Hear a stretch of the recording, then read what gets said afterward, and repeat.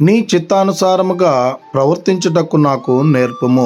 కీర్తనలు 143 10 ప్రేమైనటువంటి దేవుని బిడలారా, ఈ ఉదయకాల సమయంలో ఎలాంటి ప్రవర్తన కలిగి మనం జీవిస్తూ ఉన్నాం? మంచి ప్రవర్తన మంచి నడవడికను నేర్పును, చెడ్డ ప్రవర్తన చెడ్డ నడవడికను నేర్పును. అయితే ఇక్కడ దావీదు భక్తుడు దేవుని చిత్తానుసారముగా నడుచుకున్నటకు మంచి ప్రవర్తన నాకు నేర్పించమని ఆయన అడుగుతూ ఉన్నాడు. అయితే ఉదయకాల సమయంలో నీ ప్రవర్తన ఎలాగుంది? మంచి ప్రవర్తనను ప్రవర్తిస్తున్నావా? ఈ లోకానుసారమైనటువంటి ప్రవర్తనను ప్రవర్తిస్తున్నావా? ఈ లోకానుసారముగా నువ్వు ప్రవర్తించినట్లయితే నాకు ఎవరు లేరులే, ఎవరు చూడట్లేదులే, నేను ఎలాగ ప్రవర్తిస్తే నాకేమిలే అనేటువంటి ఆలోచన కలిగి నువ్వు జీవిస్తూ ఉన్నట్లయితే ఆ ప్రవర్తన నిన్ను నరకములో పడివేసేదిగా ఉంది. ఆ ప్రవర్తన నిన్ను పాపంలో పడివేసేదిగా ఉంది. అయితే దేవుని చిత్తానుసారముగా నువ్వు ప్రవర్తించినట్లయితే ఆ ప్రవర్తన నిన్ను పరలోక రాజ్యంలో చేర్చేదిగా ఉంది. మంచి ప్రవర్తన మంచి నడవడికను, మంచి స్నేహితులను, మంచి ఉన్నతమైనటువంటి స్థానంలో ఉంచేదిగా ఉంది. గనుక ఇక నుంచైనా ఈ లోకానుసారమైనటువంటి ప్రవర్తన కలిగి మనం జీవించకుండా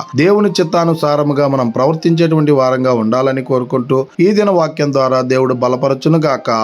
ఆమేన్. ప్రార్థన.